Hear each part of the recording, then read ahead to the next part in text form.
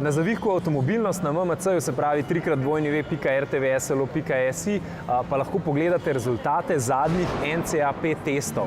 5 zvezdic je dobilo kar nekaj vozil in to nas seveda veseli. Moramo pa znova poudariti, da 5 zvezdic na tokratnem testu ni enako 5 zvezdicam recimo 5 let nazaj.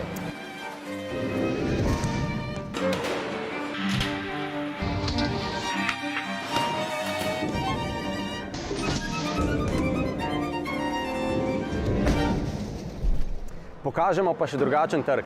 Trg avtodoma. Tokrat so ta preizkus naredili v švedskem laboratoriju za prometno varnost. Zelo zanimiva destinacija za veliko Slovencev, da se odpravijo recimo z avtodomom na Nordkap. 3 stvari praviloma, še posebej tisti, ki avtodome najemajo, pozabijo. Preobremenitev.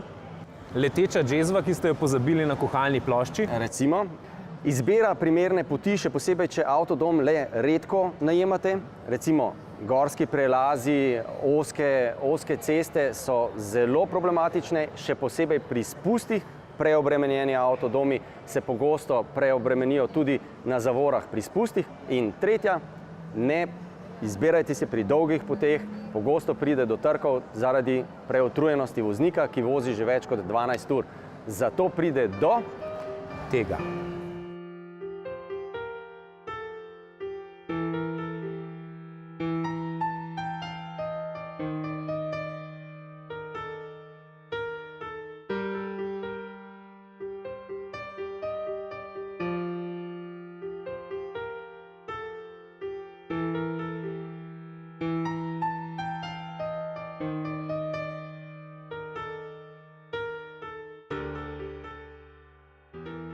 No, ostanimo pri dviganju varnosti.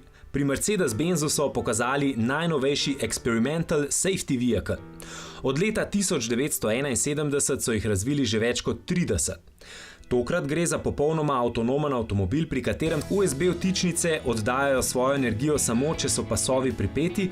Poleg tega vozilo povečuje varnost otrok s preventivnim zategovanjem pasov otroških sedežev ter sproženjem stranskih varnostnih elementov že pred dejanskim trkom. Sistem Active Brake Assist zaznava tudi pešce in kolesarje za vogalom. Tu pa so še zasloni, s katerimi mimoidočim letošnji Mercedes ESF sporoča o svojih namerah ter opozarja na morebitno nevarnost. Piko na i pa predstavlja robot, ki se v primeru prometne nesreče zapelje iz vozila in postavi varnostni trikotnik. Nissan obljublja, da bo druga generacija sistema ProPilot omogočala tudi vožnjo brez držanja volanskega obroča. Ob tem naj spomnimo, da je prav ta sporna funkcija pred kratkim vzela življenje že 4. voznika Tesle. No, povsem avtonomno, a v kontroliranih okoljih pa naj bi svoje delo opravljali Renault EasyPod. Služili naj bi na letališčih, parkiriščih, trgovskih središčih, skratka na vnaprej določenih in mapiranih trasah. Idejo je Renault pokazal v Parizu na salonu Vivatech, ki postaja nekakšen festival startupovskih idej, tam pa je nastopal tudi Citroën. In the world today, the technologies that we have coming to the car industry are not just technologies we integrate in the car, but they're really part of the future concept. It's not only a car that we're showing, it's something much more conceptual and something that will change the car industry in the future because of those technologies that those brands make available for us. No, Francozi so v tem računalniškem okolju predstavili idejo samovozečega avta z velikanskimi gumami. We wanted to have big tires. We wanted to have the car high on the road, and we wanted to have big comfort. Now, those things don't always work together, and we also wanted to make sure that our independent suspensions were totally integrated with the wheel and the tire. So Goodyear has helped us to develop this tire. Sodelovanje avtomobilistov in gumarjev ni nekaj novega. A po novem gume zdaj postajajo celo pametne. Zdi se kot narobe svet. a v ozadju so povsem praktične koristi. By putting a sensor in a tire, we're able to monitor things like the pressure. So by knowing the pressure in the tire, we can give advice as to does that tire need some service in order to have it in its optimized inflation state. The second thing is temperature. By monitoring the temperature, we could actually anticipate if you're going to have some kind of a durability event. So if the tire is leaking air, we could actually detect that as well through the increase in temperature. So we could actually predict you're going to have a durability event before that vehicle goes down. In kako lahko analogno stvar, ki drsa po asfaltu, digitaliziramo? About the size of a large coin after the tire's been cured, to actually attach then a rubber pocket, and then the sensor is put into that rubber pocket inside of the tire.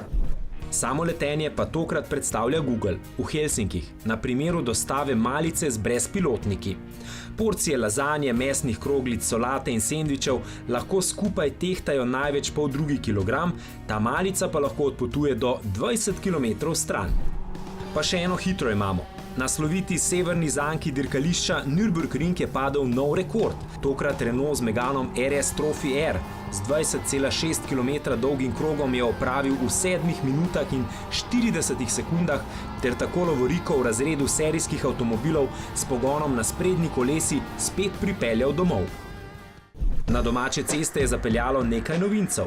Mercedes-Benz je pripeljal CLA, mikaven 4-vratni kupe, ki je lahko opremljen tudi z izredno čistim dizlom. Spoznali pa smo tudi novo generacijo orjaka.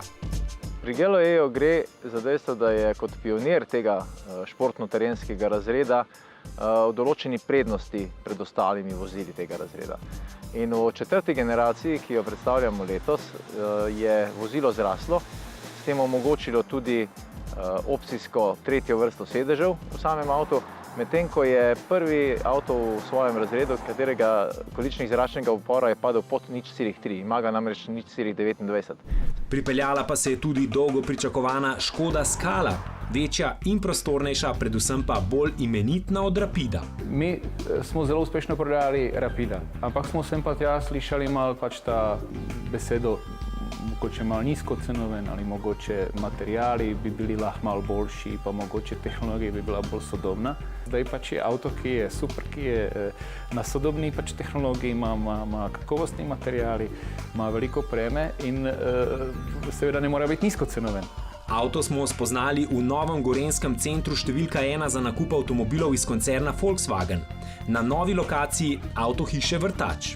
Scala se mi zdi sodi v nek segment, ki je na slovenskem trgu zelo zaželjen. Je segment, ki nudi tudi, bom rekel, nek resen potencial za nas trgovce.